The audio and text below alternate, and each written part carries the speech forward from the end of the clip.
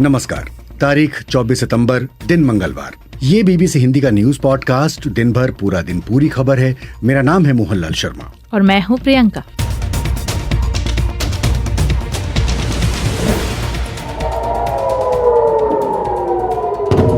Lebanon ने कहा इस्राएली हमले में अब तक 558 लोगों की मौत, 1800 से ज्यादा घायल। بالحصيلة المحدثة لوزارة الصحة للاعتداءات اللي صارت وخاصة لاعتداءات امبارح। 18 साल पहले 2006 में इसराइल हिजबुल्लाह लड़ चुके हैं युद्ध।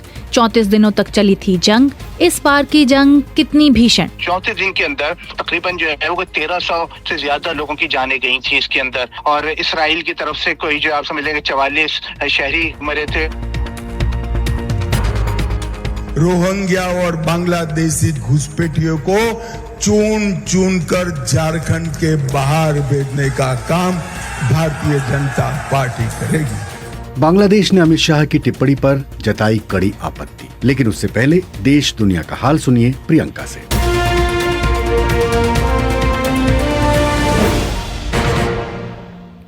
श्रीलंका के राष्ट्रपति अनुरा कुमार दिसानायके ने शपथ लेने के अगले ही दिन अपनी कैबिनेट को नियुक्त किया है। उन्होंने हरिनी अमरसूरिया को श्रीलंका का प्रधानमंत्री बनाया है। अमरसूरिया श्रीलंका की तीसरी महिला प्रधानमंत्री बनी है। अमरसूरिया के पास न्याय, शिक्षा, श्रम, उद्योग, विज्ञान और तकनीकी, स्वास्थ्य और निवेश जैसे मंत्रालयों का जिम्मा होगा। 54 साल की अमरसूरिया पहली बार साल 2020 में सांसद बनी थी। उनके साथ ही विजिता हेरात और लक्ष्मण निपुनारच्ची ने भी कैबिनेट मंत्री के तौर पर शपथ ली है। प्रधानमंत्री नरेंद्र मोदी का अमेरिकी दौरा पूरा हो गया है। इस दौरे में पीएम मोदी ने अमेरिकी राष्ट्रपति जो बाइडेन समेत क्वाड के सदस्य देशों के नेताओं के साथ बैठक की। साथ ही प्रधानमंत्री नरेंद्र मोदी ने न्यूयॉर्क में एक द्विपक्षीय बैठक के दौरान यूक्रेन के राष्ट्रपति वोलोदिमीर ज़ेलेंस्की से भी मुलाकात की। पिछले एक महीने के दौरान दोनों नेताओं की ये दूसरी बैठक है। पीएम मोदी ने संयुक्त राष्ट्र की फ्यूचर समिट से अलग एक बैठक में ज़ेलेंस्की से मुलाकात की। वहीं फ्यूचर समिट के दौरान पीएम मोदी ने वैश्विक संस्थाओं में सुधार का मुद्दा उठाया। उन्होंने कहा, friends, success of humanity lies in our collective strength, not in the battlefield. PM यहाँ कह रहे हैं मानवता की सफलता हमारी सामूहिक शक्ति में निहित है, न कि जंग के मैदान में। वैश्विक शांति और विकास के लिए वैश्विक संस्थानों में सुधार बहुत जरूरी है। सुधार ही प्रासंगिकता की कुंजी है। स्वीडन की सिक्योरिटी सर्विस सेपो ने देश के टेक्स्ट मैसेजिंग सर्विस को हैक करने का आरोप ईरान की खुफिया एजेंसी पर लगाया है। सेपो का कहना है कि बीते साल इस हैकिंग के जरिए स्वीडन के लोगों को 15,000 मैसेज भेजे गए थे। सेपो के अनुसार इस डेटा ब्रीच से जो संदेश भेजे गए उसमें लोगों से कुरान का अपमान करने वालों से बदला लेने के लिए कहा गया था। पिछले साल स्वीडन में कुरान की प्रतियां जलाने के कुछ मामले सामने आए थे। उस समय कई मुस्लिम देशों ने इसका विरोध किया था और इराक में स्वीडन के दूतावास में प्रदर्शनकारियों ने आग लगा दी थी।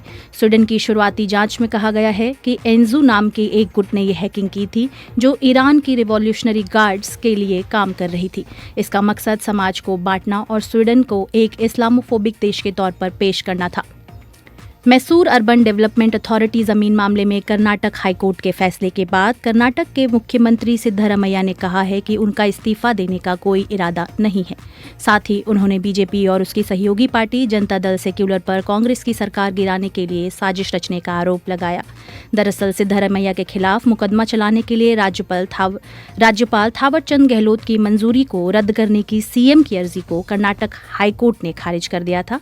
इसके बाद सिद्धरमैया ने मीडिया को बताया कि हाईकोर्ट ने केवल जांच करने की अनुमति दी है, न कि उन पर मुकदमा चलाने की। सिद्धरमैया पर आरोप है कि मैसूर अर्बन डेवलपमेंट अथॉरिटी यानी मूडा की ओर से उनकी पत्नी को 14 जगहों पर जमीन आवंटित की गई थी और इसमें नियमों की अनदेखी की गई। चीन के सेंट्रल बैंक ने देश की लड़खड़ाती अर्थव्यवस्था को ठीक करने के लिए कई उपायों की घोषणा की है। पीपल्स बैंक ऑफ चाइना के गवर्नर पेन गोंगशेंग ने उधार लागत कम करने और बैंकों को लोन देने की योजना को बढ़ाने की घोषणा की है।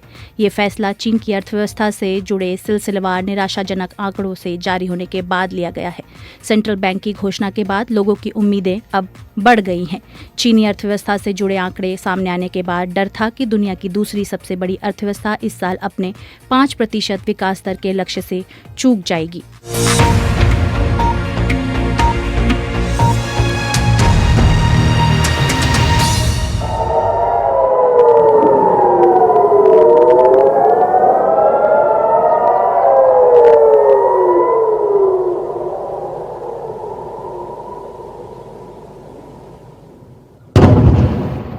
ये आवाजें इस्राएली हमलों की वजह से लेबनान में बजते सायरन की है और उसके बाद धमाकों की आवाजें। तकरीबन साल भर से गजा में सैन्य कार्रवाई के बाद पिछले कुछ दिनों से इस्राएल ने लेबनान में हिजबुल्लाह के ठिकानों पर ताबड़तोड़ हमले किए हैं। जैसे जैसे इस्राएल के रॉकेट हमलों की तादाद बढ़ी है, वैसे ही मरने वालों का आंकड़ा भी बढ़ता जा रहा है। हालांकि पिछले साल 7 अक्टूबर को हमास ने जब इस्राएल पर हमला किया था, उसी समय से लेबनान और इस्राएल की सीमा पर भी हमले होने लगे थे, लेकिन पिछले एक सप्ताह में जो हुआ है उसे इससे पहले कभी नहीं देखा गया। इस्राएली सेना ने बताया है कि उसने कल लेबनान में 1600 ठिकानों पर हमले किए हैं। ये हमले मुख्य तौर पर दक्षिणी लेबनान में हुए हैं, लेकिन कुछ हमले पूर्वी और उत्तर पूर्वी लेबनान में भी हुए हैं। लेबनान के स्वास्थ्य मंत्रालय के मुताबिक इन हमलों में करीब 558 लोग मारे जा चुके हैं। बेरूत में लेबनान के स्वास्थ्य मंत्री फिरास अबियाद ने बताया कि मरने वालों में 50 बच्चे हैं। विस्फोटों में 1835 लोग घायल हैं।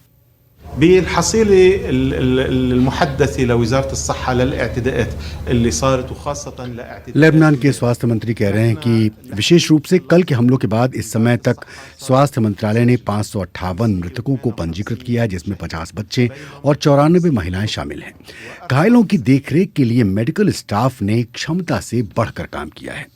सोमवार यानी कि बीते कल का दिन साल 2006 से जारी इस्राएल और हिजबुल्लाह के संघर्ष में सोमवार का यानी कि जो कल का दिन था वो सबसे घातक साबित हुआ है। जी, और हमलों से बचने के लिए दक्षिणी लेबनान में रहने वालों का अपने घरों को छोड़कर कहीं अस्थायी ठिकानों पर जाने का सिलसिला रात भर लगा रहा। लेबनान की राजधानी बेरूत की सड़कों पर गाड़ियों की लंबी कतारें लगी हुई हैं और जो तस्वीरें वहां से सामने आई उसमें देखा जा सकता है कि कैसे लोग ट्रकों में, कारों में लद कर अपनी जगहों पर पहुंचने की कोशिश कर रहे हैं। सड़कों पर लंबा काफिला देखा गया और लंबी कतारें जमा हैं। और लेबनान प्रशासन का ये कहना है कि निशाना बनाए गए जो अधिकांश इलाके हैं वहाँ आम लोग रहते हैं। और इस बीच इस्राएली प्रधानमंत्री बेंयामिन नेतन्याहू ने लेबनान के लोगों के लिए एक संदेश जारी किया है। I have a message for the people of Lebanon. Israel's war is not with you, it's with Hezbollah. For too long. Netanyahu कह रहे हैं कि मेरे पास लेबनान के लोगों के लिए एक संदेश है, इस्राएल की जंग आपके साथ नहीं है, हिजबुल्लाह से है। लंबे अरसे से हिजबुल्लाह आपका इस्तेमाल मानव ढाल के तौर पर कर रहा है। उसने आपके घरों में रॉकेट और गैराज में मिसाइल तक दागी हैं। ये रॉकेट और मिसाइलें सीधे हमारे शहरों, हमारे लोगों को निशाना बनाने के इरादे से लगाई गई हैं। हिजबुल्लाह के हमलों से अपने लोगों को बचाने के लिए हमें ये हथियार निकालने होंगे। इस बीच हिजबुल्लाह ने भी उत्तरी इसराइल की ओर आज सुबह कई रॉकेट दागे हैं। इस्राएली सेना यानी IDF का ये भी कहना है कि इनमें से अधिकांश को इस्राएल ने मार गिराया, लेकिन कुछ रॉकेटों से इमारतों को नुकसान तो पहुंचा है। उत्तरी इसराइल के शहर हाइफा में रहने वालों ने बताया कि हिजबुल्लाह के हमलों के बीच वहां कैसा माहौल है। I'm a little bit worried for my family, for my mother, father, they are a little bit old people. ये रेनेट कारिमोव हैं जो कह रहे हैं कि मैं अपने परिवार, माता पिता के लिए चिंतित हूँ, लेकिन हमारे पास हर इमारत के सबसे निचले फ्लोर पर सिक्योरिटी रूम है, इसलिए जब भी रॉकेट दगते हैं तो हम नीचे चले जाते हैं। मैं बहुत ज़्यादा डरा हुआ नहीं, लेकिन उन लोगों का डर समझ सकता हूँ जिन्होंने कभी सेना में सेवा नहीं दी। ये वाकई बहुत मुश्किल काम है। When it comes to war, there's always casualties. And ये गिलेट डकेलो हैं जो कह रही हैं कि जब भी युद्ध होता है तो हमेशा जाने जाती हैं और ये जंग भी इनसे अलग नहीं है। इसलिए सेना भले ही अपना सर्वश्रेष्ठ दे दे, लेकिन फिर भी ये है तो जंग ही। ये डराने वाला है, परेशान करने वाला है और अच्छा नहीं है। लेबनान में संयुक्त राष्ट्र की इंटरिम फोर्स यानी यूनिफिल ने दक्षिणी लेबनान में रहने वाले आम लोगों की सुरक्षा को लेकर चिंता जताई है। यूनिफिल की प्रवक्ता एंड्रिया टेनेटी ने BBC से कहा कि अगर दोनों देशों के बीच ये संघर्ष बढ़ता है तो इसके बहुत विनाशकारी परिणाम होंगे। The important point at the moment is to try and to work to de-escalate the tension that we have been seeing mounting in these days, especially yesterday. Andrea Tenneti यहाँ पर ये कह रहे हैं कि इस वक्त सबसे ज़्यादा ज़रूरी है कि कुछ दिनों से हम जिस तनाव को बढ़ते देख रहे हैं उसे कम करने की कोशिश की जाए। खासतौर पर कल के बाद जब हज़ारों की तादाद में बम और गोले बरसाए गए, ये रोकने की ज़रूरत है ताकि ये संघर्ष और बड़ा होकर पूरे क्षेत्र में न फैले और इसके विनाशकारी परिणाम हों। ये लेबनान और इसराइल के लिए नहीं बल्कि पूरे क्षेत्र के लिए ज़रूरी है। और इस बीच इसराइली हमलों की वजह से ब्रिटिश एयरवेज ने तेल अवीव के लिए उड़ानें रद्द कर दी हैं, तो कतर एयरवेज ने बेरूत से आने जाने वाली सभी उड़ानें फिलहाल कल तक के लिए कैंसिल की हैं। लेबनान के प्रधानमंत्री नजीब मिकाती का कहना है कि वो संयुक्त राष्ट्र महासभा में हिस्सा लेने के लिए न्यूयॉर्क जा रहे हैं। मिकाती को पहले ही न्यूयॉर्क जाना था, लेकिन शनिवार को उन्होंने लेबनान में तेज हुए इसराइली हमलों की वजह से ये दौरा रद्द करने की बात कही थी। यूएन ह्यूमन राइट्स के प्रमुख वोल्कर तुर्क ने इसराइल और हिजबुल्लाह के बीच छिड़े इस संघर्ष में सभी पक्षों से हिंसा बंद करने को कहा है। उन्होंने कहा कि इस क्षेत्र में जंग छिड़ने से रोकने के लिए अंतर्राष्ट्रीय समुदाय को हर संभव प्रयास करना चाहिए। प्रवक्ता रवीना शमदासनी ने कहा, We are extremely alarmed by the sharp escalation of hostilities between शमदासनी Israel यहाँ and कह रही हैं Hezbollah. कि इसराइल और हिजबुल्लाह के बीच तेजी से बढ़ रहे इस संघर्ष से हम सभी हैरान हैं। हम सभी पक्षों से फौरन हिंसा रोकने और आम लोगों की सुरक्षा सुनिश्चित करने का आग्रह करते हैं। मानवाधिकार के लिए यूएन उच्चायुक्त वोल्कर तुर्क ने इस क्षेत्र में प्रभाव रखने वाले सभी क्षेत्रों और संगठनों से कहा है सभी देशों और संगठनों से कहा है कि वे इस तनाव को बढ़ने से रोकने और अंतर्राष्ट्रीय कानूनों का सम्मान करने के लिए जो भी हो सकता है वो करें। प्रियंका, ये पहला मौका नहीं है जब लेबनान में संघर्ष की स्थितियां बनी हैं। 2006 में जरा याद करें कि लेबनान और इसराइल के बीच भीषण युद्ध हुआ था जो 34 दिनों तक चला था। तो सवाल ये है कि क्या लेबनान में फिर से वही इतिहास दोहराया जा रहा है?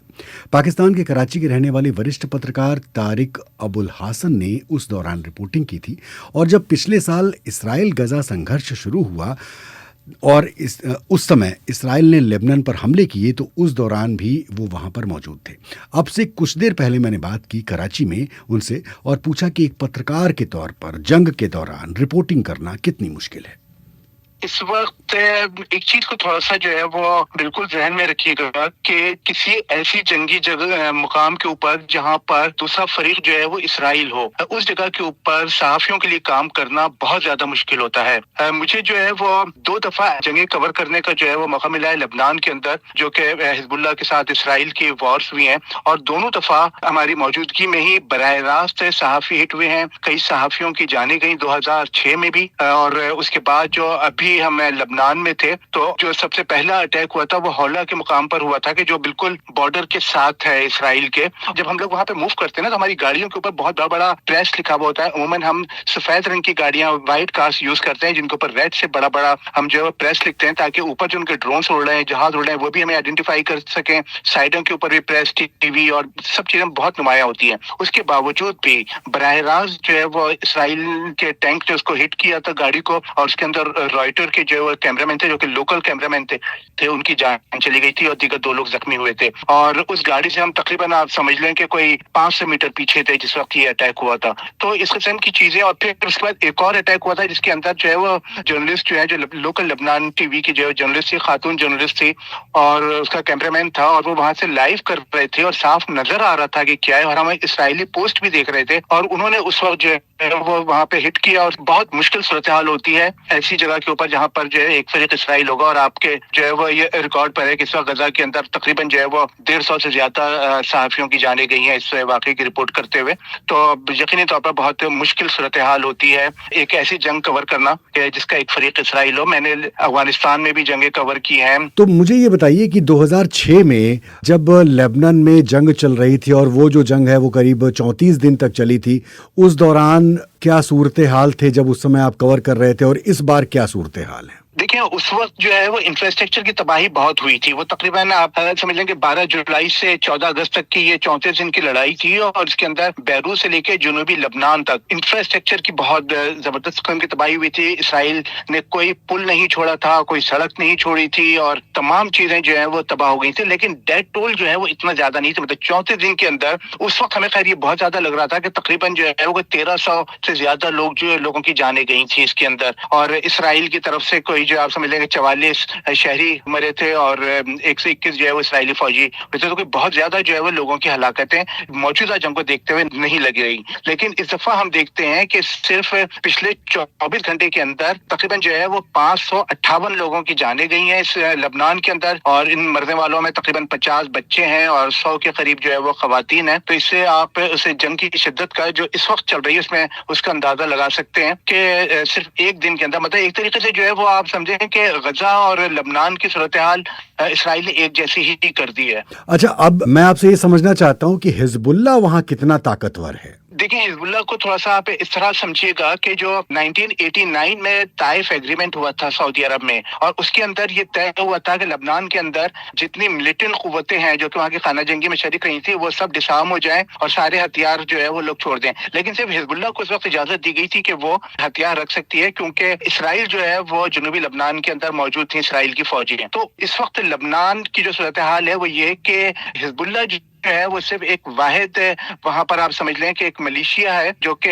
अब जिसके अपने सियासी मकासद हैं, जिसके अपने फौजी मकासद हैं, और उसमें एक तरीके से जो लबनान की फौज है उसके मुकाबले में कहीं ज्यादा एक्टिव और ताकतवर है। तो जो मलेशिया और जो फौजी तनाजुम अगर आप देखें हिजबुल्लाह को, तो हिजबुल्लाह अपने सिस्टम के अंदर, लबनान के सिस्टम के अंदर बहुत ताकतवर है, और लबनान की कोई भी हुकूमत हिजबुल्लाह को माइनस करके कोई फैसला नहीं कर सकती। अब मैं आपको बताऊं कि तकरीबन जो है वो कोई 1.25 साल पहले की बात है, लबनान की गवर्नमेंट ने कोशिश की थी अमेरिकन दबाव के अंदर कि हिजबुल्लाह को कुछ महदूद करे, और हिजबुल्लाह के जो हिमायती लोग थे वो बैरूत एयरपोर्ट की सिक्योरिटी सिस्टम को जो है वो चलाते थे। और जब लबनान की गवर्नमेंट ने जो है वो वहां पर हिजबुल्लाह की जो के साथ मुंसलिक लोग थे उनको ओहदों से हटाया, तो हिजबुल्लाह ने फौरी तौर के ऊपर रिएक्ट करते हुए बैरूत एयरपोर्ट पर कब्जा कर लिया था, बैरूत के अहम मुकामात पर कब्जा कर लिया था, और उसके नतीजे में कुछ लोगों की जानें भी गई थी, और 2 दिन के अंदर अंदर जो है वो हिजबुल्लाह को उसकी पोजीशन वापस दे दी गई थी। तो इससे आप अंदाजा लगा सकते हैं कि हिजबुल्लाह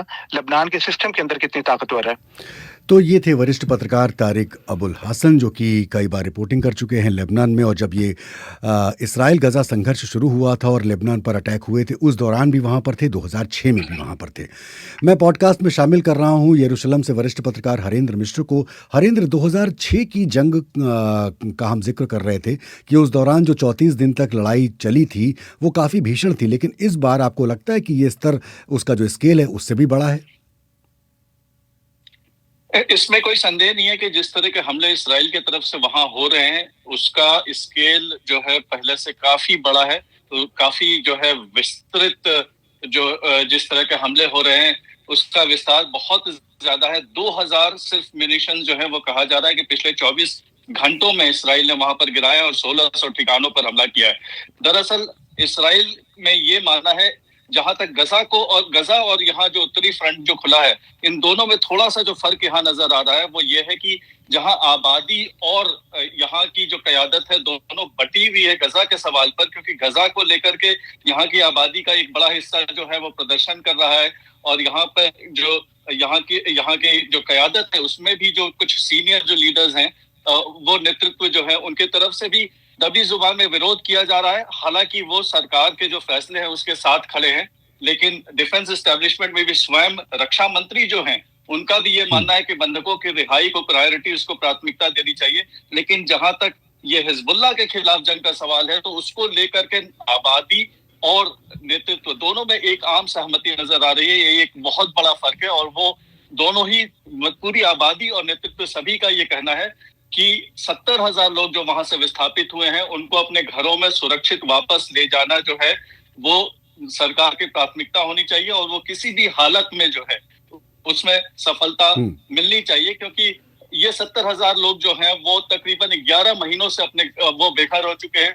बच्चे जो हैं उनके स्कूल नहीं जा रहे हैं, वो ठीक से काम नहीं कर पा रहे, और यहाँ की अर्थव्यवस्था पर भी उसका बहुत बुरा असर पड़ रहा है। लेकिन हरेंद्र, अगर आप विस्थापितों की बात करें तो 70,000 को इसराइल अपने जो विस्थापित हैं उनको वापस लाना चाहता है, और दूसरी ओर लेबनान में लोगों को विस्थापित करवा रहा है कि आप इलाका छोड़ दीजिए वरना हम अटैक करेंगे।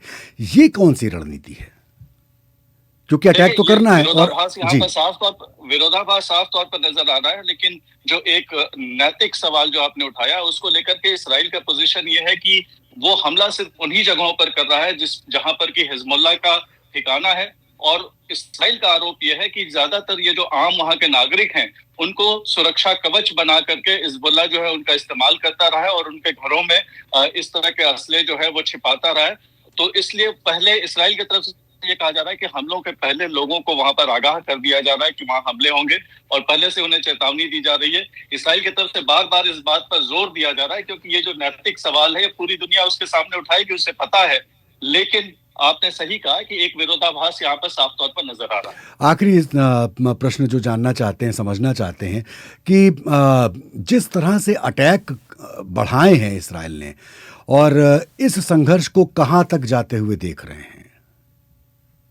देखिए, यहाँ पर बार बार एक सवाल जो सभी के तरफ से किया जा रहा है वो ये है कि क्या जमीनी जो है कार्रवाई होगी, वहां पर जमीनी कूच करेगी इस्राएली फौज, और इसको लेकर के यहाँ पर यह माना जा रहा है कि हालांकि नेतृत्व की तरफ से यह बात कही जा रही है कि पूरी तरह की तैयारी है, हर संभव जो भी तैयारी की जरूरत है उसके लिए वो तैयार है, लेकिन यहाँ पर ज्यादातर विश्लेषकों का ये मानना है कि वो जो 34 दिन का अनुभव है उसके मद्देनजर इस्राइल इस तरह की कूच करने के पहले और 2 बार सोचेगा, क्योंकि वो बहुत ही बुरा जो है अनुभव रहा था इस्राइल के लिए। वहां पर जो टेरेन है वो काफी मुश्किल है जमीनी कार्रवाई के लिए, और इस्राइल को पिछली बार काफी नुकसान का सामना करना पड़ा था। तो ऐसे में इस तरह की कोई अगर कार्रवाई होती है तो उसके पहले इस्राइल को पुनर्विचार करना पड़ेगा। बहुत बहुत शुक्रिया हरेंद्र, इस यरूशलेम से इस पॉडकास्ट में लाइव शामिल होने के लिए। दिन की बड़ी खबर, चाहे भारत में हो या दुनिया में कहीं और, जो हुआ केवल वही नहीं, ऐसा क्यों हुआ जानिए वो भी।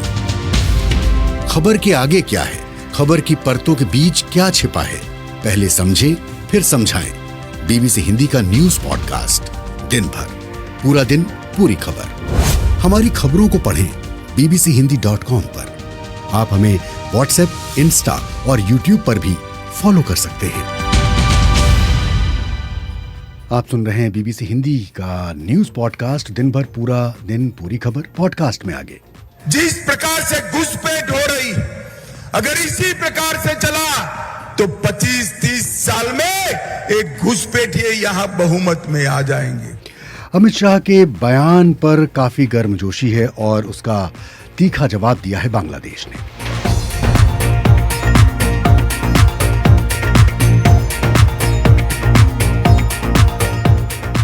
आगे बढ़ने से पहले हम लोग कुछ यूज़र्स के कमेंट्स देख लेते हैं। तो YouTube पे दिलशाद उस्मानी कह रहे हैं कि जंग बंद होनी चाहिए, इससे सिर्फ तबाही होती है और कोई मसला हल नहीं होता है। वही रमेश मिश्रा बता रहे हैं कि वो मलेशिया से हमारे साथ जुड़े हैं। और शेख मोहम्मद अब्दुल्ला कह रहे हैं कि युद्ध से मानव और मानवता दोनों नष्ट होती है। डॉक्टर उमा भट्ट का कहना है कि युद्ध के प्यासे लोगों के लिए आम जनता कब तक इस दुख दर्द को झेलती रहेगी।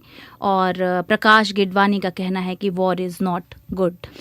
मनोहर चमोली कह रहे हैं कि मोहनलाल जी जो बीच में हूँ करते हैं वो इस बात का संकेत है कि अपनी बात खत्म करें। बिल्कुल सही कह रहे हैं आप। जब हम बातचीत करते हैं तो ये एक तरह से संकेत भी होता है कि भाई अब थोड़ा सा समय भाग रहा है।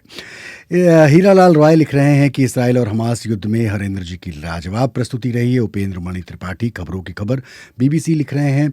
और परमवीर रावत कह रहे हैं कि प्रियंका मैम को पहली बार सुनकर उनका समाचार प्रस्तुत करने की शैली पसंद आई। प्रियंका जी आपकी तारीफ हो रही है।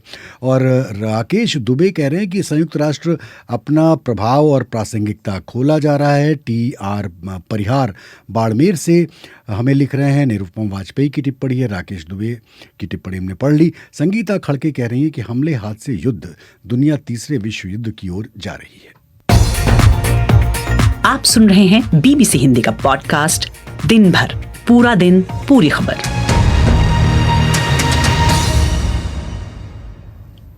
कार्यक्रम के इस हिस्से में बात केंद्रीय गृह मंत्री अमित शाह के एक बयान के बाद बांग्लादेश के सख्त विरोध की। दरअसल बीती 20 सितंबर को केंद्रीय गृह मंत्री अमित शाह झारखंड के गिरिडीह में परिवर्तन सभा को संबोधित करने पहुंचे थे। इस दौरान उन्होंने राज्य की हेमंत सोरेन सरकार के साथ ही उसकी सहयोगी यानी कांग्रेस पर आरोप लगाया कि ये पार्टियां झारखंड में घुसपैठियों को शरण दे रही हैं। अगर ऐसा ही हुआ तो अगले 20-25 साल में गिरिडीह में घुसपैठिए बहुमत में होंगे, लेकिन भारतीय जनता पार्टी को मौका मिला तो वो बांग्लादेश और रोहिंग्या घुसपैठियों को चुन चुनकर बाहर भेजेंगे। जिस प्रकार से घुसपैठ हो रही, अगर इसी प्रकार से चला तो 25-30 साल में एक घुसपैठिए यहां बहुमत में आ जाएंगे। मैं कहता हूं अगर झारखंड सरकार इनकी रही तो ये नहीं होने देंगे। एक बार झारखंड सरकार बदल दीजिए, मैं आपको वादा करता हूं रोहिंग्या और बांग्लादेशी घुसपैठियों को चुन चुन कर झारखंड के बाहर भेजने का काम भारतीय जनता पार्टी करेगी। अब बांग्लादेश के विदेश मंत्रालय ने अमित शाह के बयान पर कड़ा विरोध जताया। बांग्लादेश ने कहा कि झारखंड में भारत के गृह मंत्री अमित शाह ने बांग्लादेश के नागरिकों को लेकर जो दुर्भाग्यपूर्ण बयान दिया है उसका वो सख्त विरोध करते हैं। इतना ही नहीं, बांग्लादेश के विदेश मंत्रालय ने ढाका में भारत के डिप्टी हाई कमिश्नर को बुलाया और इस बारे में विरोध पत्र दिया। साथ ही भारत के नेताओं को इस तरह के अस्वीकार्य और आपत्तिजनक बयानों से बचने के लिए कहा है। शाह के बयान पर बांग्लादेश के विदेश मंत्रालय ने कहा कि जिम्मेदार पदों पर बैठे लोगों की ओर से पड़ोसी देशों के नागरिकों पर ऐसी टिप्पणियों से आपसी सम्मान और समझ की भावना कमजोर पड़ती है। जी, हमारे साथ अभी जुड़ रहे हैं जुगल पुरोहित, जो हाल ही में बांग्लादेश से लौटे हैं और वहाँ की राजनीति को करीब से देख के आए हैं। तो जुगल, स्वागत है आपका बीबीसी में। आप ये बताइए कि जो भी ये तनातनी जो दिख रही है वो बांग्लादेश और भारत के रिश्तों में तनाव की झलक है। जो दो दोस्त देश थे वो अब तनाव में है। देखिए प्रियंका, दरअसल तनाव शायद एक थोड़ा स्ट्रॉन्ग शब्द होगा, लेकिन ये जरूर है कि दोनों के बीच मतभेद कहीं ना कहीं नजर आ रहे हैं। अगर हम पिछले 1.5-2 महीने अगस्त 5 को जब शेख हसीना बांग्लादेश छोड़ के गई, उसके बाद से जब ये नई अंतरिम सरकार वहां गठित हुई है, तब से अब तक हम देखें तो ये साफ नजर आता है कि दोनों के बीच कई मसलों पर मतभेद सामने नजर आते रहे हैं अब तक। और ये जरूर है कि ये जो जिस स्टेटमेंट का हम जिक्र कर रहे हैं बांग्लादेश फॉरेन मिनिस्ट्री से, उसकी भाषा काफी स्ट्रांग है।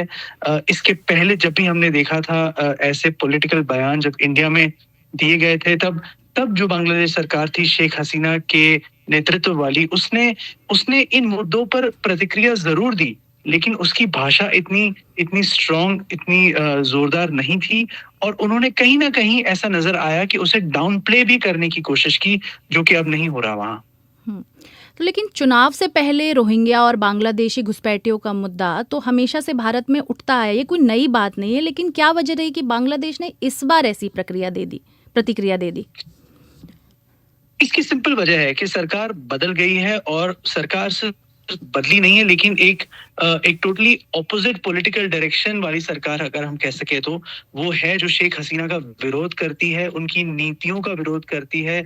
और उन नीतियों में कहीं ना कहीं शेख हसीना की जो भारत के साथ नीति थी, उसमें भी ये सरकार ने फेरबदल करने की डिमांड की है। तो ये सरप्राइज नहीं होना चाहिए, क्योंकि बांग्लादेश में इतना एक स्ट्रॉन्ग चेंज आया है, तो जाहिर है कि वो अलग अलग नीतियों पे अपने व्यक्तित्व को रखेंगे। और इसमें उन्होंने जो स्टेटमेंट दिया है, मैं ये बता दूं कि जब मैं बांग्लादेश में भी था, तब भी उसी दौरान बांग्लादेश में बाढ़ आई थी, तब भी वहाँ के जो वहाँ के जो स्टूडेंट लीडर्स थे, जो सरकार का हिस्सा है, उन्होंने तब भी भारत पर इल्जाम लगाया था कि भारत की वजह से ये आ रहा है। हालांकि भारत ने साफ कह दिया था कि उन फ्लड्स में भारत का कोई रोल नहीं है। तो ये इसको एक सीरीज की तरह देखना चाहिए, ना कि एक वन ऑफ इंस्टेंस की तरह।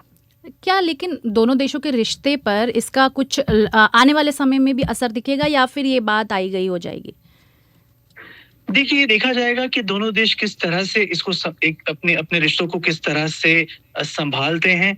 आज ही जब हम बात कर रहे हैं, आज ही पहली बार भारत के विदेश मंत्री और बांग्लादेश के जो फॉरेन एडवाइजर हैं, उनकी मुलाकात हुई है न्यूयॉर्क में, जहां UNGA चल रहा है। उसके साइडलाइंस पर ये भी कहा जा रहा था कि प्रधानमंत्री मोदी और चीफ एडवाइजर प्रोफेसर यूनुस के साथ भी मुलाकात हो सकती है, लेकिन वो हुई नहीं है।